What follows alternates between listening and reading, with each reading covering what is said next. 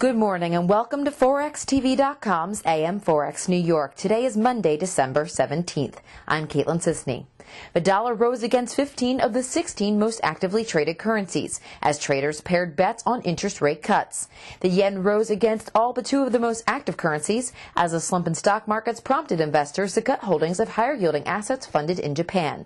Yen is trading at 113.40. The pound fell to the lowest in almost 3 months against the greenback on speculation the country's weak housing market may prompt the central bank to keep cutting interest rates. Sterling is trading at 201.55. Meanwhile, euro is trading at 143.90. Today we're joined by Bob Kozak from Alaron. He'll give his outlook for the week ahead. Good morning, Caitlin, and all you listeners out there. Bob Kozak here. A little update, see what's happened overnight. Let's start with the equities. Equities here in the U.S. down 4.75, 1463 quarter right now after Friday's drop of 20 points. Okay, higher inflation numbers both on the producer price index and the consumer price index is putting a little kink in the armor of the Fed here as far as any rate cuts coming about here next month.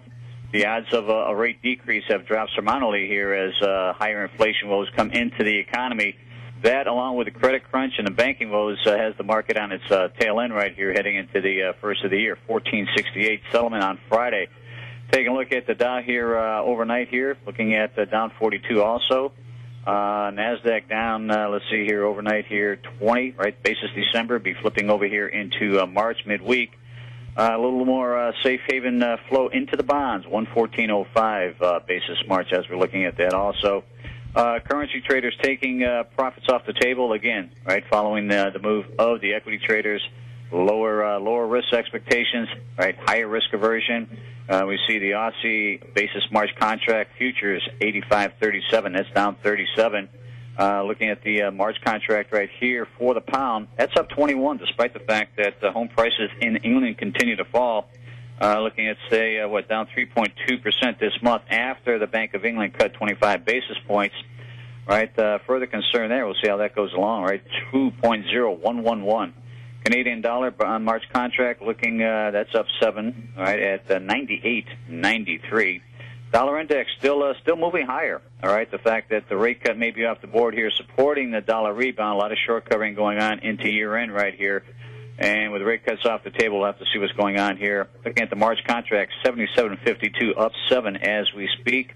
Euro currency down here, down 34 at 144.02 as we speak, and Japanese yen. Let's see here.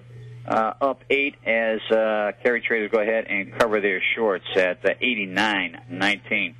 Big reporting week starting today for the U.S. economy. Starting out with the New York Empire State Manufacturing Index here at 8:30, expected to be a little bit lower.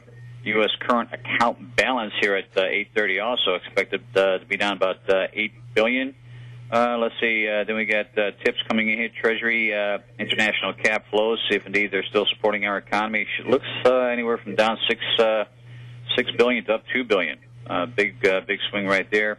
And National Association of Home Builders Housing Market Index, that comes out at 1 o'clock. Let's just take a look here, see what crude oil prices are doing. Crude oil still below 90, well, below 91 as we speak here. January contract, that'll have some effect on the play this week, down to 64 cents. Have to see if indeed the global economy is going to slow down, continue slowing right here. And precious metals prices being lower also, as you would suspect, with the dollar being higher. That's about it as far as what we're looking at right here. Again, interest rates, big concern, inflation. We'll have to see what happens here as the Fed goes into the January contract. All right, that's it. Appreciate you listening. Thank you very much, Caitlin, and all you listeners out there. Bob Kozak signing off. Make it a great week. Thank you, Bob. That was Bob Kozak from Alaron. I'm Caitlin Sisney. Join us again later for another update right here on ForexTV.com.